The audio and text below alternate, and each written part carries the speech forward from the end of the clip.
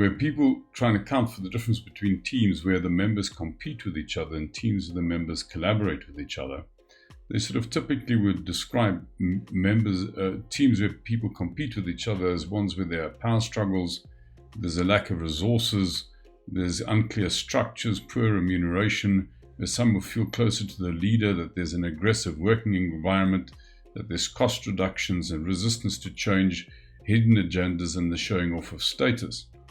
Whereas when people collaborate with each other, the sort of what causes that is that there's the same vision and goals, clear goals, that people trust each other, that they're well-designed structures, that there's affirmation in the team, that there's shared values, fun, fair reward, a sense of belonging, transparency, recognition for the work done, the quality of the leader, inclusivity, and collectivism.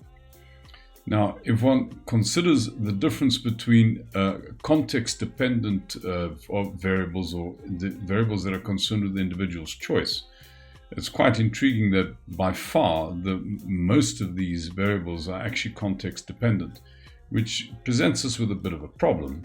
Because if this is me and I'm obviously surrounded by the world, by the other, in any situation I can either construct my intent in what I'm getting, or I can construct my intent on what I'm giving. And all context-dependent variables are really concerned with the issues that I get. They come from other to self. And the problem is that when I give attention to those things and I construct my intent on those things, I become weak. I actually make myself powerless. I feel like a victim.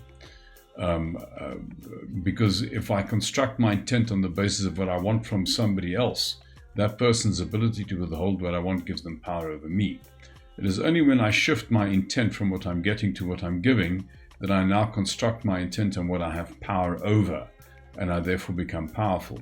This has a knock-on effect in terms of my relationship with others, because if I want something from somebody else, their ability to withhold what I want makes me manipulable. In other words, they're dangerous to me, but not only are they dangerous to me, but precisely because I'm trying to get something out of them, I'm dangerous to them. And if they're dangerous to me and I'm dangerous to them, we'll have conflict. Whereas if I shift my intent to what I personally do and what I'm personally giving, they can't withhold anything. In other words, I'm safe from them, but precisely because I'm trying to be helpful to them, they are safe from me. And when I'm safe from them and they are safe from me, we have harmony with each other. So this issue of harmony is absolutely the product of the intent of the individual. It actually does account for how teams succeed. Because if you think of any professional team, surely most of the work that happens on the field is not about somebody scoring. It's about somebody trying to set somebody else up to score. In other words, the team succeeds when the members of the team are there to set each other up to succeed. The success of the team is absolutely an attribute of the intent of the individual. So if you think of a team as a group of loose standing individuals, then one needs to bear in mind that the intent of each individual kind of can progress and matures over time from being able to take to being able to give.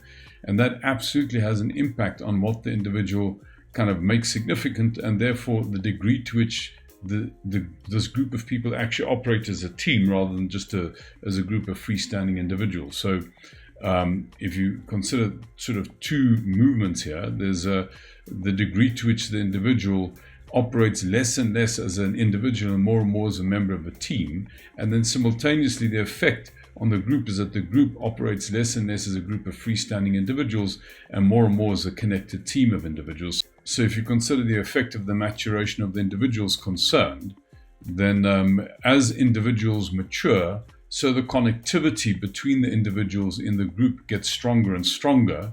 The group operates less and less as a freestanding group of individuals, and the individuals operate more and more as members of a team and not just as individuals. So you now have a group which is no longer just a group. It is a group where the whole is bigger than the sum of the parts. It is a team.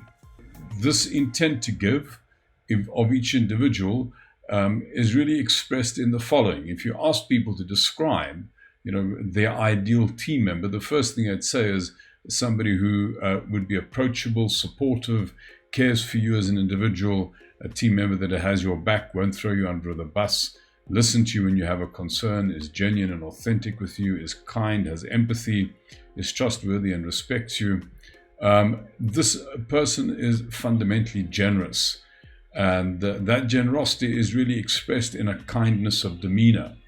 But the second thing that's true for this person is that the person gives you feedback, they share their knowledge, they trust you, they won't interfere, they tell you as it is, they build on your ideas, they're fair, they're transparent, they give appropriate criticism and challenge you, they have no hidden agendas, they help you grow, they teach you, and they're honest.